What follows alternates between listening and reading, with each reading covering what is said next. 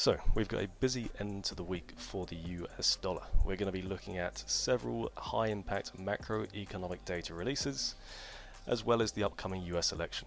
Now, we're going to have a look at these in a little bit more detail now on the charts, and we'll have a think about how this could affect our longer term dollar strength or weakness. So, firstly, we'll have a quick look back at some of the historical data that's come out in favour of the Fed cutting rates.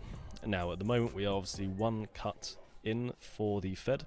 They have cut by 50 basis points, and we'll have a quick look at how they came to that conclusion. So back here, looking at the dollar index now on a daily chart, we're looking back at July, and we started to see inflation getting closer to their 2% target, down towards 2.9%. Now, we had lots of data coming in to support the potential rate cuts to come.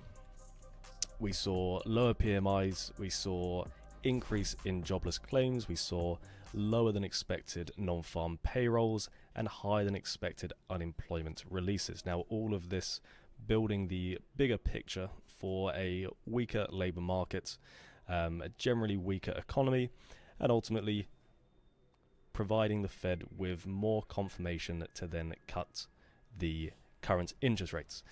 Now, they did go ahead and they did do this.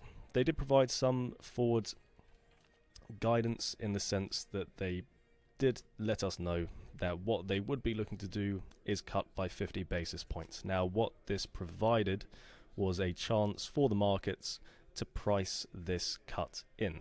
And we saw that going through August and moving towards that rate decision.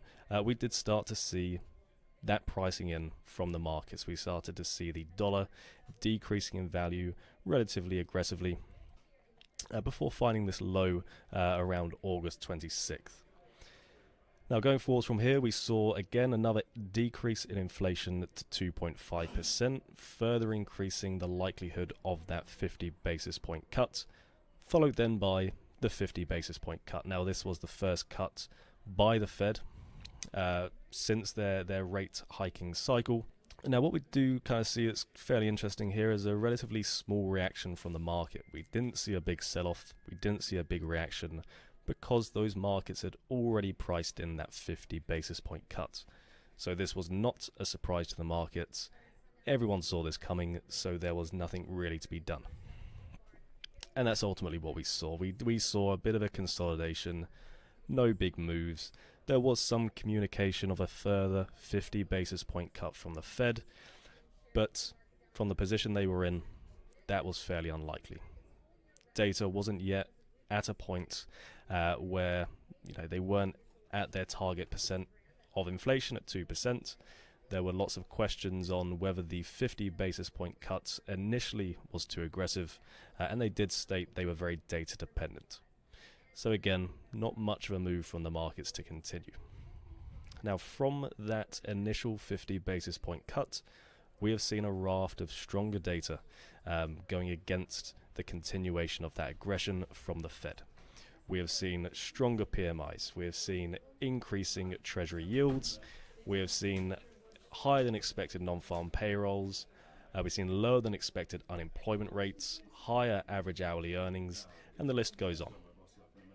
All of this data is providing upwards pressure to inflation. It's showing a stronger labour market, and it is just meaning that the likelihood of the Fed to continue cutting rates at the current pace that they had expected is a lot less.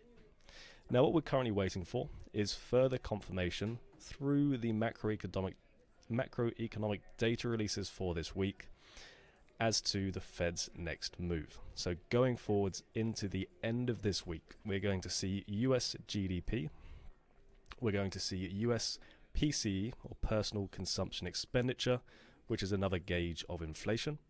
We're going to see non-farm payrolls and unemployment at the end of this week. So hopefully through this raft of US macroeconomic data, we'll start to have a better idea of where the Fed is likely to move next. Obviously, going forwards into next week, we do also have the US election, which as well is going to cause some volatility around that US dollar. We will do a bit of a rundown on this election closer to the time, but for now, these are the data releases to look out for going forwards. if we can see signs of a weakening labour market and just a weakening economy in general, that is going to add fuel to the fire for the Fed to continue cutting rates. However, if we do see a resilience within the US economy, that will continue to push back on the Fed and to mean that maybe holding rates at the next decision does become a bigger possibility. Either way, we're looking at a few trades going forwards in terms of dollar strength continuing. We've had a few this week that we have been trading on the back of this dollar strength.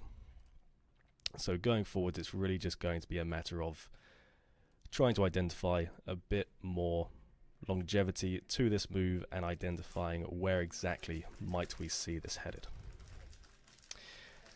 So that's it for now. Keep an eye on this data. We'll come back towards the end of the week and we'll have a bit of a recap to see how these have come out, and then going forwards into the US election.